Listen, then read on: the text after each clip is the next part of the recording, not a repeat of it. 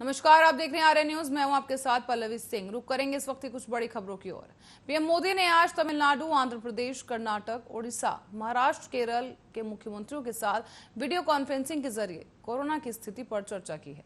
इन राज्यों के मुख्यमंत्रियों के सामने पीएम मोदी ने यूपी सरकार की भी जमकर तारीफ की। यूपी सरकार के 3T मॉडल का भी जिक्र किया गया। इस चर्चा के दौरान गृह मंत्री अमित शाह भी कॉन्फ्रेंस पे मौजूद रहे। इसी बीच यूपी की योगी सरकार की तारीफ करते हुए पीएम मोदी ने कहा कि कोरोना संक्रमण से बचाव के लिए उत्तर प्रदेश सरकार ने टेस्ट, ट्रेस और ट्रीट की रणनीति पर काम किया। प्रदेश ने 5.7 करोड़ टेस्ट किए और यहां की प्रतिदिन टेस्टिंग क्षमता 1.5 लाख है। उत्तर प्रदेश की जनता ने जिला परिषद और ब्लॉक के चुनावों में सिरे से सपा बसपा को नकार दिया है और इन्हें घर बैठने का संदेश दिया है और भाजपा को काम करने की जिम्मेदारी दी गई। सभी 6 राज्यों के मुख्यमंत्रियों से पीएम मोदी ने कहा कि हम इस समय एक ऐसे मोड़ पर खड़े हैं जहां तीसरी लहर की आशंका लगातार जताई जा रही है। ऐसे में कुछ राज्यों में कोरोना के मामलों में बढ़ती हुई संख्या अभी भी चिंताजनक बनी हुई है। ऐसे में पिछले हफ्ते करीब 80% नए कोरोना के मामले सामने आए हैं और इन तमाम राज्यों में ये मामले सामने आए हैं और उन्हीं राज्यों से सामने आए जिनसे पीएम मोदी ने आज बात की है। महाराष्ट्र और केरल में मामलों में लगातार इजाफा देखने को मिल रहा है। विशेषज्ञ ये भी बताते हैं कि लंबे समय तक लगातार मामले बढ़ने से कोरोना वायरस में म्यूटेशन की आशंका बढ़ जाती है। ऐसे में नए वेरिएंट का खतरा भी 2 गुना बढ़ जाता है और इसीलिए तीसरी लहर को रोकने के लिए कोरोना के खिलाफ प्रभावी कदम उठाया जाना आवश्यक है। पीएम मोदी ने आगे कहा कि देश के सभी राज्यों को नए आईसीयू बेड्स बनाने, टेस्टिंग क्षमता बढ़ाने और दूसरे सभी जरूरतों के लिए फंड उपलब्ध करवाया जा रहा है। केंद्र सरकार ने हाल ही में 23,000 करोड़ रुपए से ज्यादा का इमरजेंसी कोविड रिस्पांस पैकेज भी जारी किया है।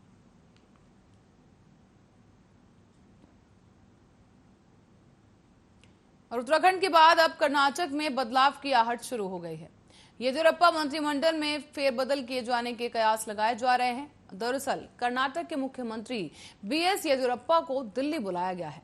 येदियुरप्पा आज शाम 5 बजे तक दिल्ली पहुंच जाएंगे और इसके बाद आज शाम या फिर कल वो बीजेपी अध्यक्ष जेपी नड्डा से मुलाकात कर सकते हैं। हालांकि कर्नाटक के मुख्यमंत्री बीएस येदियुरप्पा ने गुरुवार को ही कहा था कि उनके मंत्रिमंडल के पुनर्गठन का कोई प्रस्ताव नहीं है। इस संबंध में कोई भी निर्णय भारतीय जनता पार्टी के केंद्रीय नेताओं के साथ दिल्ली में उनकी मुलाकात के बाद ही लिया जाएगा। ऐसे में राज्य के विकास, सिंचाई परियोजनाओं और अन्य मुद्दों पर प्रधानमंत्री से बातचीत करने और कई केंद्रीय मंत्रियों से मुलाकात करने के लिए मैं दिल्ली जा रहा हूं। ऐसे में मंत्रिमंडल पुनर्गठन के बाबत पूछे जाने पर उन्होंने कहा कि मेरे सामने ऐसा कोई प्रस्ताव नहीं है, चर्चा के बाद देखते हैं। मंत्रिपरिषद में संभवत फेरबदल की अटकलों के बीच अब येदियुरप्पा ने कहा कि ऐसी कोई भी चर्चा नहीं की गई है। प्रदेश बीजेपी अध्यक्ष नलिन कुमार कटिल ने बुधवार को कहा था कि यह मुख्यमंत्री के विवेक पर निर्भर करता है। ऐसे में प्रधानमंत्री और संबंधित मंत्रियों के साथ प्रस्तावित बैठक में मुख्यमंत्री कावेरी नदी पर मेकेदातु परियोजनाओं के लिए केंद्र सरकार की मंजूरी भी मांग सकते हैं। ऐसे में पड़ोसी राज्य तमिलनाडु इस परियोजना का विरोध कर रहा है। तो वहीं आपको बता दें कि प्रधानमंत्री से मुलाकात करने पर पूछे गए सवाल का जवाब देते हुए येदियुरप्पा ने कहा कि उन्होंने मुलाकात करने और समय देने को कहा है, इसीलिए सबसे मुलाकात करने के बाद मैं शनिवार को वापस आ जाऊंगा।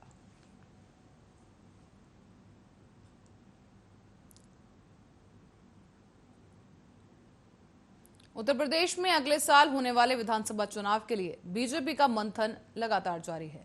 इसी दौरान अब बीजेपी अध्यक्ष जेपी नड्डा ने यूपी बीजेपी कार्य समिति की एक बैठक को संबोधित किया है। इस दौरान उन्होंने कहा कि 4 साल में यूपी काफी आगे बढ़ गया है और आज यूपी विकास की नई बुलंदियों को छू रहा है। जेपी नड्डा ने यह भी कहा कि समाजवादी पार्टी और बसपा को जनता ने नकार दिया है। योगी आदित्यनाथ ने यूपी की तस्वीर और तकदीर दोनों को ही बदल कर रख दिया है। आज से कुछ साल पहले यूपी तुष्टीकरण की राजनीति से ग्रसित था और जातीय आधार पर सत्ता का दुरुपयोग किया जाता था। ये विकास नहीं था, लेकिन पिछले साल से यहां पर देश के सबसे अग्रणी प्रदेशों में से एक उत्तर प्रदेश बन गया है।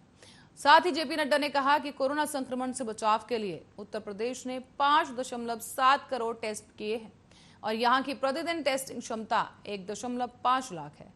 पीएम केयर्स फंड के माध्यम से देश भर में करीब 1500 ऑक्सीजन प्लांट लग रहे हैं। ऐसे में उत्तर प्रदेश में 416 प्लांट लगने हैं। 300 प्लांट पर काम चल रहा है। बीजेपी उत्तर प्रदेश कार्य समिति की बैठक को संबोधित करते हुए पार्टी अध्यक्ष नड्डा ने कहा कि जहां हमारे देश ने कोरोना की वैक्सीन बनाई है, वहीं हमारे देश के कुछ मंदबुद्धि नेता वैक्सीन के विरोध में बयान देते थे। ऐसे में उत्तर प्रदेश के नेता ने तो इसे भाजपा की वैक्सीन ही बता दिया। उनके पिता ने जब वैक्सीन लगवाई तो उनके बाद उनका बेटा भी वैक्सीन को तैयार हो गया।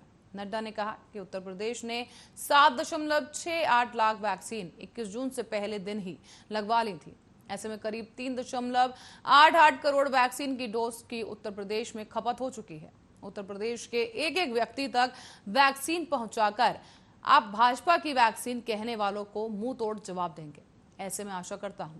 साथ ही जेपी नड्डा ने कहा कि प्रधानमंत्री गरीब कल्याण अन्न योजना को भाजपा का हर कार्यकर्ता अपने कार्यक्रम बनाए और इसी योजना के तहत हर जरूरतमंद व्यक्ति को मुफ्त में राशन सही तरीके से प्राप्त हो। इस बात की भाजपा कार्यकर्ताओं को चिंता करनी पड़ेगी।